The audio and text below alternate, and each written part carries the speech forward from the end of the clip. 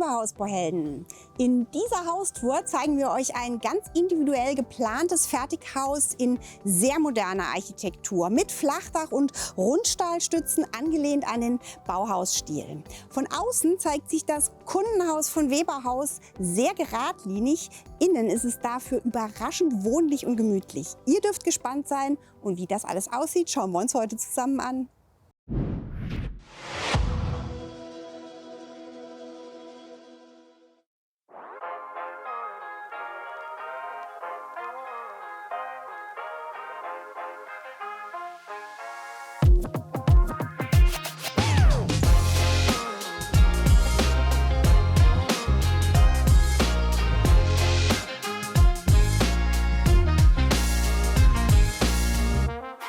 Der Baukörper hat Außenmaße von 11,41 Meter x 11,98 Meter plus Vorsprünge von 1,25 Meter und einer angebauten Garage, die ich euch nachher noch zeige. Und ihr könnt schon sehen, es gibt ein bekiestes Flachdach, obendrauf eine aufgeständerte Photovoltaikanlage mit 6 Kilowatt Peak Leistung. In der Garage gibt es auch die Wallbox dazu und im Hauswirtschaftsraum ein Speicher mit 5 Kilowattstunden Speicherkapazität. Es gibt 2 volle Geschosse, wobei beim Erdgeschoss eine Geschosserhöhung vorgenommen worden ist. Das schauen wir uns dann auch von innen an. Auch die Fenster wurden erhöht und die Fassade ist so gestaltet, dass es jetzt von der Gartenseite eben nicht aussieht wie einfach nur so eine Kiste, sondern ihr seht schon, es gibt diesen überdachten Balkon im Obergeschoss, der dann so eine S-förmige Struktur bildet.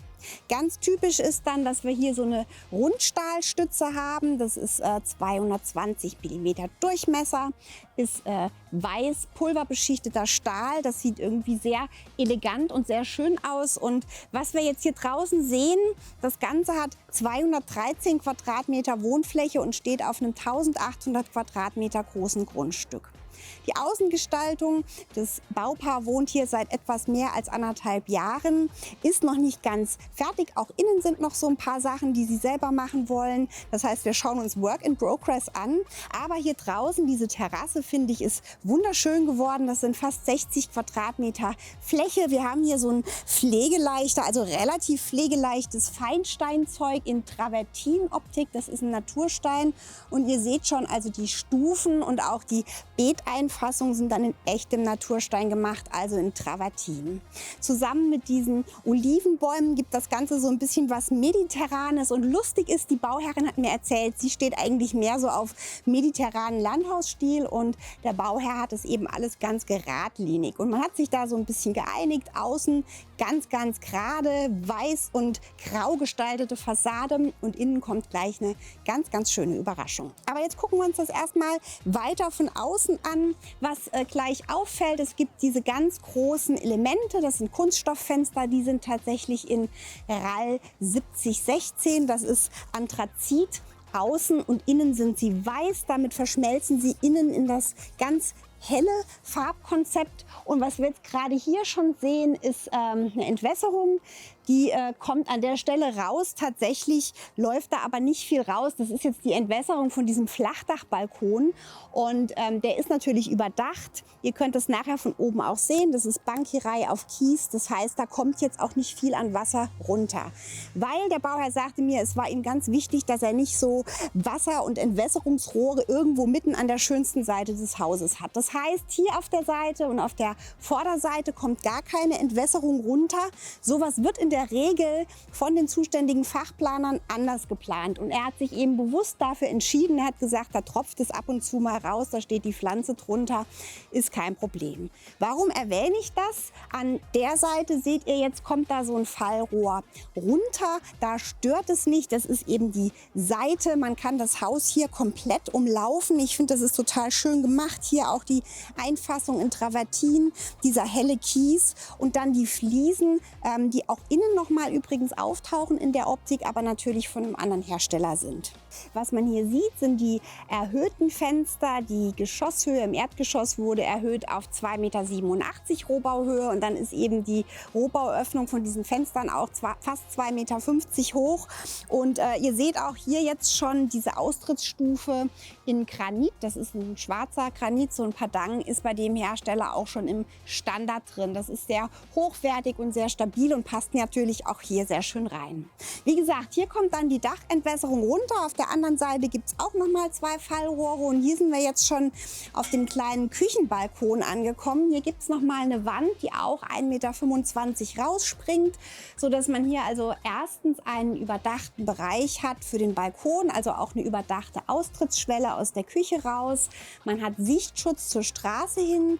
Wenn man also da sitzt, ist man da auch ein bisschen geschützt. Und dieser Balkon oben, seht ihr, hat oben drüber auch nochmal so eine rausgezogene Attika, die so eine Aufkantung hat nach unten. Das wäre jetzt rein statisch an der Stelle nicht nötig gewesen. Aber dem Bauherrn war es ganz wichtig, dass ihr von der Höhe der Fenster, die hier rumlaufen, eben auch dieser Sturz da genauso mit rausgezogen wird. Es hat also optische Gesichtspunkte gehabt und ich finde das ganz gut zu erwähnen, weil sowas muss man natürlich planen. Das passiert jetzt nicht von selbst, wenn es nicht statisch notwendig ist.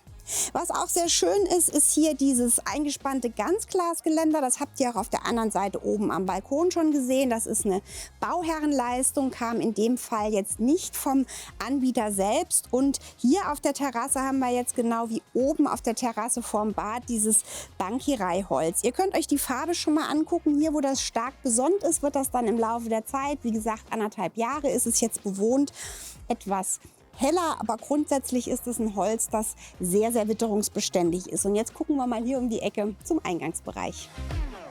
Auf einem großen Grundstück hat man natürlich auch Platz, den Hof vorne dran zu gestalten, dass der gut nutzbar ist.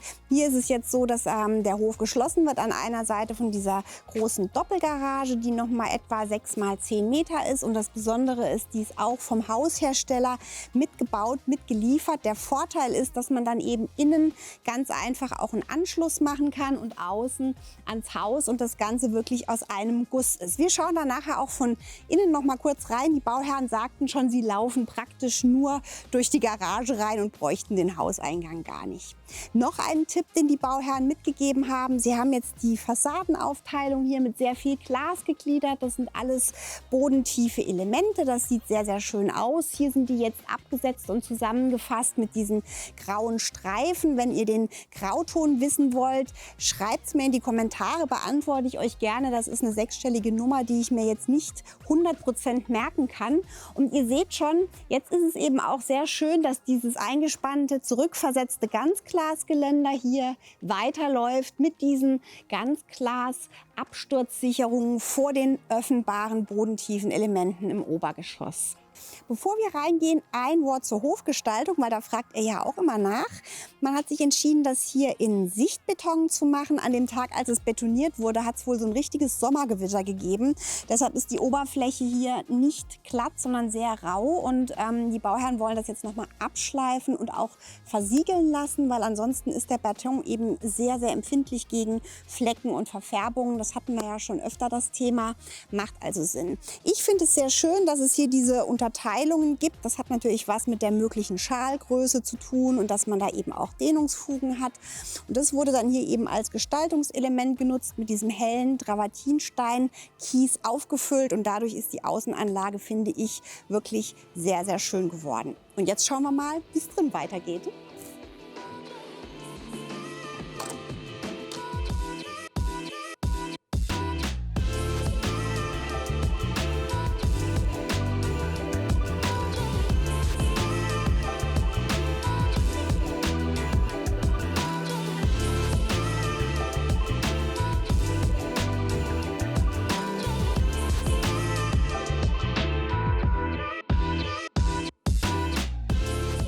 Die Diele ist 16 Quadratmeter groß und was natürlich als allererstes ins Auge fällt, ist diese Wahnsinns-Raumhöhe hier mit der offenen Galerie.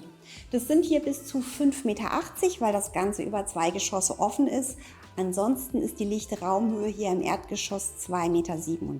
Das Ganze war ja erhöht. Auf dem Boden haben wir hier im ganzen Erdgeschoss außer Bad- und Technikraum Vinylboden, Trendeiche, Edelweiß. Und was natürlich dann als nächstes direkt ins Auge fällt, ist diese Profilierung, also diese Kassetten, die hier auf etwa 1 Meter Höhe rumlaufen. Das haben die Bauherren in Eigenleistung gemacht, die Malerarbeiten, bis auf das Verspachteln der Gipskartonplatten waren auch rausgenommen, haben sie selber machen lassen. Und das haben sie tatsächlich selbst angebracht. Das wird aufgeklebt und überstrichen. Das ist so ein Profil aus Styrodur. Das ist tatsächlich nicht so ganz einfach, weil das einzelne Profilleisten sind. Das heißt, das muss man alles genau anzeichnen und aufmessen. Und dazu passt natürlich sehr gut diese 10 cm hohe profilierte Fußleiste. Ganz besonders schwierig wird es natürlich dann hier an der Treppe, wo das Ganze schräg hochläuft. Das ist jetzt auch noch nicht überstrichen. So sieht es also aus, wenn es nicht überstrichen ist. Und die Bauherren sagten mir schon, sie überlegen jetzt hier raumhoch so Kassetten anzubringen, das nochmal wegzumachen, so wie man es auch auf der Seite an der Flurwand sehen kann. Es gibt jetzt hier einiges, was an Türen abgeht, aber wir schauen jetzt als allererstes mal hier in die Küche.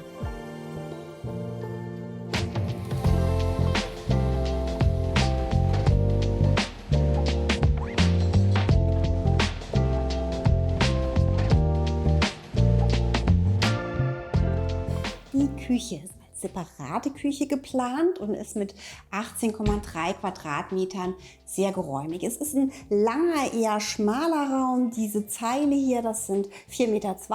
Ursprünglich wollten sie die auch in Weiß haben, haben sich dann kurzfristig nochmal umentschieden, so einen ganz hellen Tobton zu nehmen. Auch den kann ich euch nochmal nennen, wenn es euch interessiert. Und hier gibt es dann diesen freistehenden Block, der ist 3 Meter mal 1,10 Meter.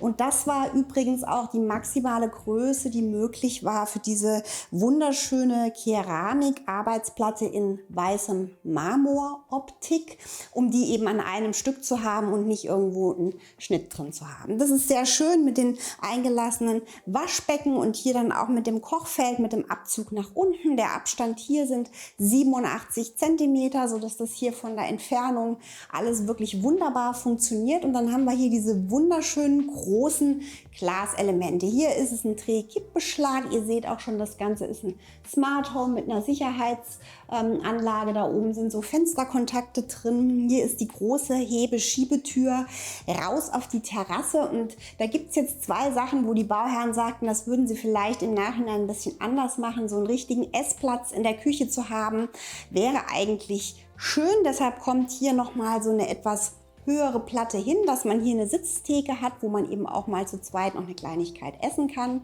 Und sie würden insgesamt etwas weniger Glasflächen planen. Das Ganze sieht natürlich toll aus, ist auch hell, aber es kommt eben einfach sehr, sehr viel Sonne und Wärme rein und man hat natürlich mehr Stellflächen und Möbliermöglichkeiten, wenn man insgesamt etwas weniger Glasflächen hat. Wir haben jetzt hier noch eine Fensterhöhe von 2,33 Meter. Das Element ist, wenn ich mich recht erinnere, 2,42 Meter breit. Das Ganze gibt es hier zweimal, sodass da wirklich sehr viel Licht reinkommt. Und jetzt schauen wir mal weiter durch diese wunderschön profilierte Schiebetür in den Wohn-Essbereich.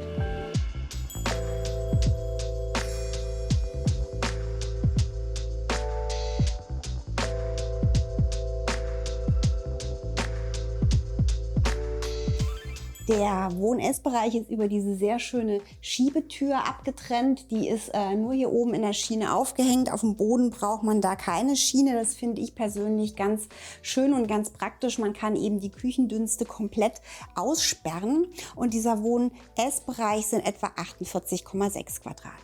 Der Bauherr sagte mir, es war ihm wichtig, dass das jetzt nicht einfach nur so ein Schlauch ist. Deshalb gibt es da nochmal diesen Rücksprung, wo das Wohnzimmer sich ein bisschen aufweitet und diese beiden Wandscheiben, die 1,25 rausspringen und also einmal natürlich auch diese doppelflügelige Tür zur Diele so ein bisschen fassen als Eingang, aber eben auch den Raum gliedern. Was ihr hier sehen könnt, ist, es gibt natürlich auch eine Lüftungsanlage mit Wärmerückgewinnung. Da oben habt ihr jetzt das Zuluftelement, das das eben extra so geformt ist, dass die Frischluft an der Decke entlang streicht, da auch keine Zugerscheinungen entstehen. Und man sieht schon, wir haben hier einen ganz schönen, hellen Landhausstil und ganz, ganz viel Tageslicht, was eben natürlich den Vorteil hat, dass es hier hell ist, aber man hat auch die Smart Home Steuerung. Ich zeige euch das gleich, überall elektrische Rollläden, sodass man es eben auch verdunkeln kann. Dieses Element ist 3,60 Meter breit. Das ist jetzt hier eine Hebeschiebetür. An der Seite hinter dem Sofa ist es eine Festverglasung und ihr könnt schon sehen, das tut dem Raum total gut, dass er sich hier so ein bisschen aufweitet. Und da sind eben auch nochmal diese Profilierungen angebracht worden. Da könnt ihr schon sehen, diese hintere Wand ist auch in diesem Sandbeige matt so ein bisschen abgetönt. Und hier haben wir dann diese Elemente nochmal auf weißem Untergrund.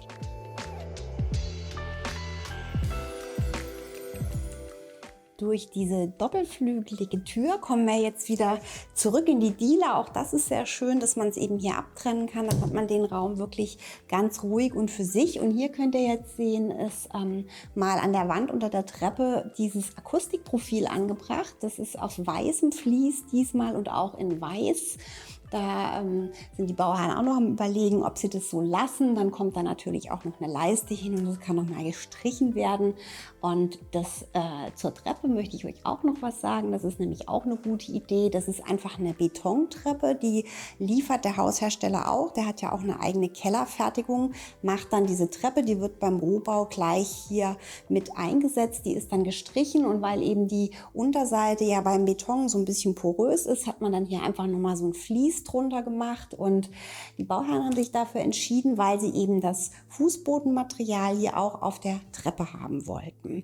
Das machen sie auch in Eigenleistung. Da gibt es dann von diesem Vinylboden auch gleich so Stufen. Da sieht man schon, das ist noch nicht ganz fertig. Das sieht dann nachher so aus, einfach wie so eine Faltwerktreppe, als wäre da so massiv Holz drauf.